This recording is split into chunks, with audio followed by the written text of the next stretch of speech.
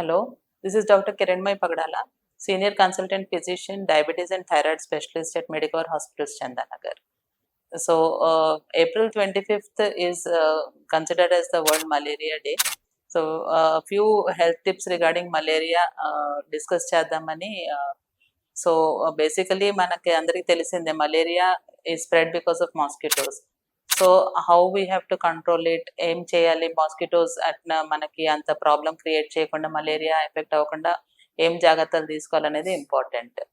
So మన దగ్గర అయితే మనం కొంచెం ఇన్ని సంవత్సరాల నుంచి మనకు ఆ అవేర్నెస్ రావడంతో మాస్కిటోస్ అవన్నీ కొంచెం కంట్రోల్లో పెట్టుకొని ఈ కాంప్లికేషన్ రాకుండా మేనేజ్ చేసేటట్టుగా మన దగ్గర చాలా బెటర్ అవేర్నెస్ అను బెటర్ మేనేజ్మెంట్ జరుగుతూ ఉంది. కాబట్టి మనం ఇవాళ రేపు మన దగ్గర కొంచెం మలేరియా కేసెస్ అనేవి చాలా వరకు తగ్గినాయి అని అనొచ్చు. బట్ ఇంకా చాలా కంట్రీస్లో it is very rampant and ఎంత కాంప్లికేషన్స్తో డెవలప్ అవుతున్నారంటే మలేరియా వల్ల almost 6 lakh deaths per year కూడా నడుస్తుంది in other countries, especially in African and sub Saharan countries. So basically మనం దీన్ని కంట్రోల్ చేయడానికి మాస్కిటో కంట్రోల్ అనేది మోస్ట్ ఇంపార్టెంట్. సో మనం మాస్కిటో రెపెలెంట్స్ వాడుకోవటము, మాస్కిటో నెట్స్ వాడుకోవటము అండ్ ఎస్పెషలీ స్టాగ్నెంట్ వాటర్ ఉండకుండా మేనేజ్ చేసుకోవటము, సో దట్ మాస్కిటో బ్రీడింగ్ అనేది అవ్వకుండా ఉండేటట్టుగా మేనేజ్ చేసుకుంటే దాదాపుగా మనం దాన్ని నివారించవచ్చు.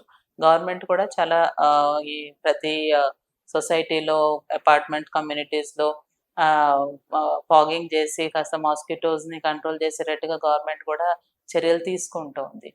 బట్ ఇన్ కేస్ ఇవన్నీ చేస్తూ ఉండగా కూడా మనకి ఏమైనా దాని రిలేటెడ్ సిమ్టమ్స్ వస్తే ఇమీడియట్గా మెడికల్ అటెన్షన్కి వెళ్ళటం బెటర్గా ఉంటుంది.